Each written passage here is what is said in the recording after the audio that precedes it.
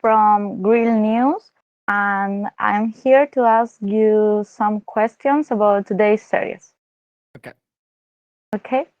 I congratulate you on the victory. How do Thank you you. feel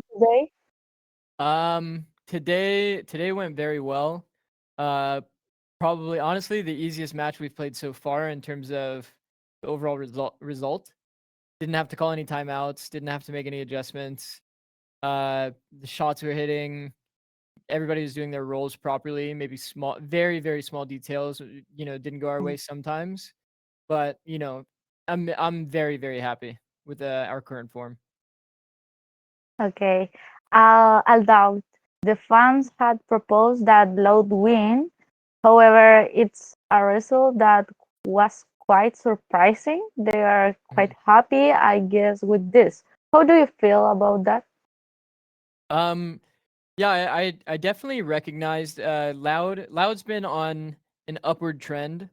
Definitely. I mean, they started out season, which is, obviously like not a spot you really want to be in as a team. You have to like change comps and do all of this kind of thing to make certain maps work for you. Um, and there's a lot of film on their icebox, so we were pretty prepared overall for Loud, specifically. Um, we knew exactly what maps would be played, and I think that was pretty much like to their detriment, pretty much. Like we were able to prepare so well against them because we knew exactly what they were going to play. That we kind of always knew what they were doing when they were playing the game. So I think it's a tough spot for them. They're a really really good team, honestly. And I think going into next split, they'll show an even scarier performance. Um, but yeah, I mean, we expected more of a fight for sure. We didn't expect to get it that easy, but I mean, I guess the game just feels pretty easy when you have a guy that goes plus 32 in the series, so that's always nice. Um, okay. How do you feel the course of the Visit the America series has gone? Could you repeat the question, please? How do you feel the course of the Visit the America series has gone? The course? Mm-hmm.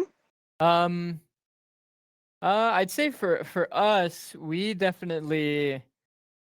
kind of followed a trajectory that I kind of expected. I knew that everybody on this team had incredible aim, and like for us, a lot of it was just trying to get people into a comfortable system. We have like a lot of honestly like top like 5 aimers in their role across the board, and it just came down to, can we make these guys that are like maybe not too util focused all the time? Can we turn all of these really insane aimers into people that can work together, see like outside of just themselves, and be able to like set each other up for fights when they need to, and be able to make their individual plays when they need to.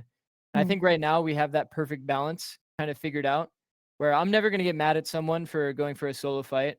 Um, Maybe sometimes I do in practice, but uh, it just comes down to all of the players feel super comfortable, and that was something we didn't have really at the beginning, that we slowly transitioned into, just making people feel comfortable, making people feel confident that they can do essentially whatever they want, and that they just now visualize more team play in their default way of playing the game. Okay. Why were those characters chosen for each player? Could you say again? Sorry. Why were those characters chosen for each player? Mm, I would say I choose a lot of the compositions based on like the player's strengths mostly. Like we have some comps that are a bit different than other teams. Um, but the thing is, it's like I think at the top level, and this is something I've found from like League of Legends and all of my past career, is that if you try to do something that goes away from your identity, it's just not going to work. Like you need to have people that are comfortable. You need to have people that are on either comfortable agents or comfortable roles, at the very least, or if they're not even on their comfortable thing, that it's something that's easy enough that pretty much anybody could pick it up quickly, and I can teach them how to like fulfill that role. And I think we've definitely found a good balance for that. Obviously, Matt's an insane opper. Cryocells, insane opper. Um, Pete is an amazing raise.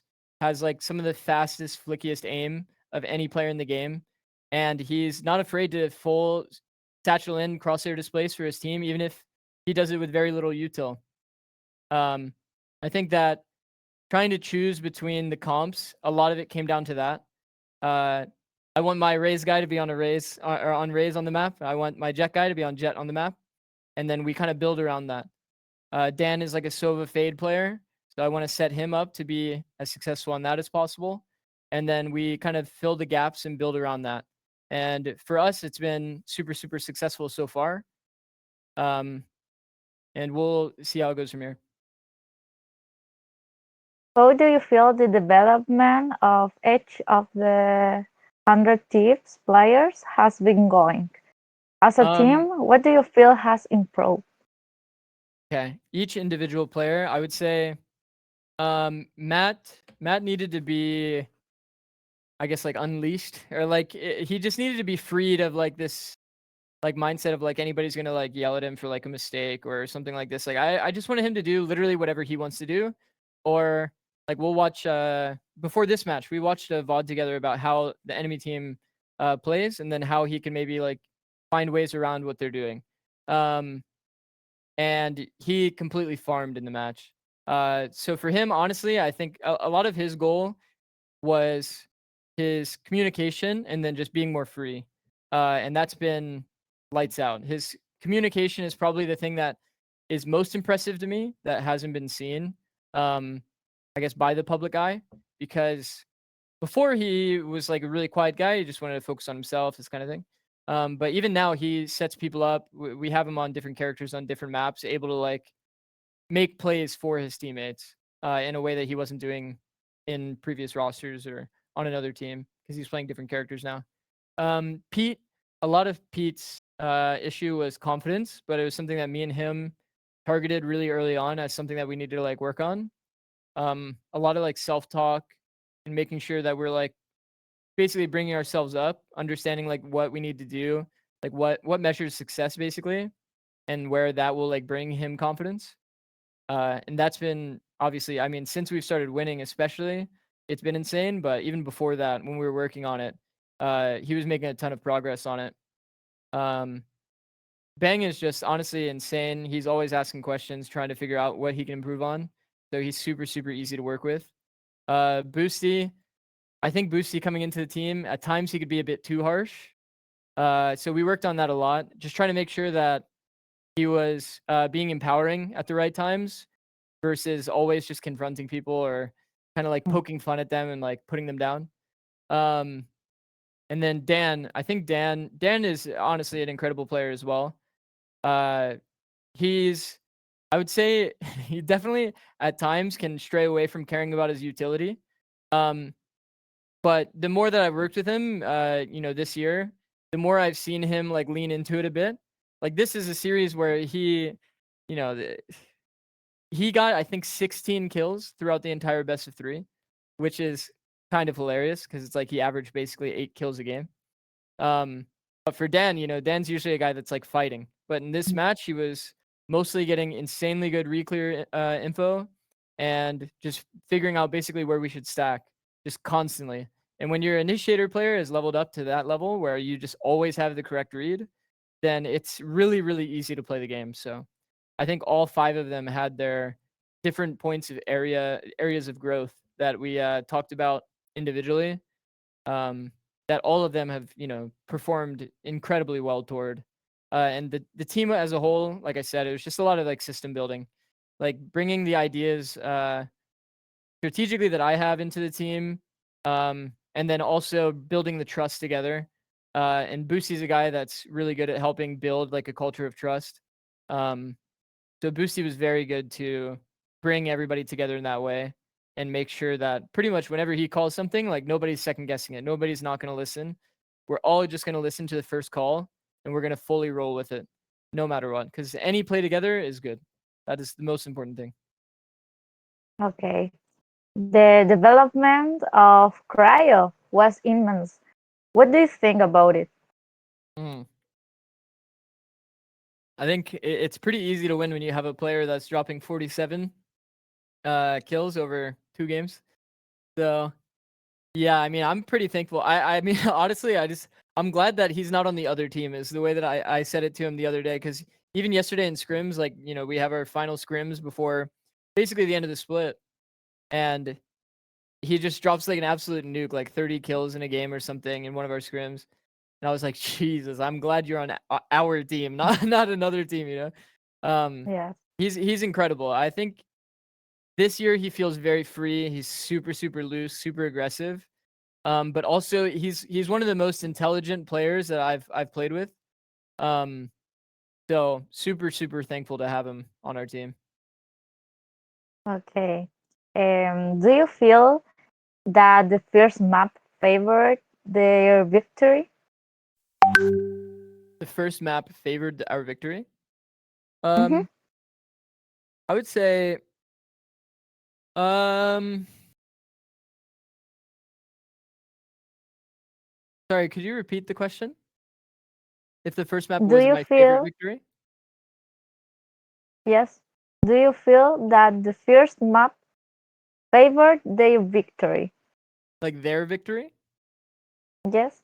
Um, no, I feel like we had the first map under control entirely, and I mean, I was pretty happy with the first map. We were just very on the same page. We understood how Loud plays the map, and we just consistently basically knew exactly what they were doing. I think there was a single round, which was the third round, where we got kind of caught off guard because they did a really fast pace change. And I think that was one of the rounds that they really like kind of caught us in terms of macro.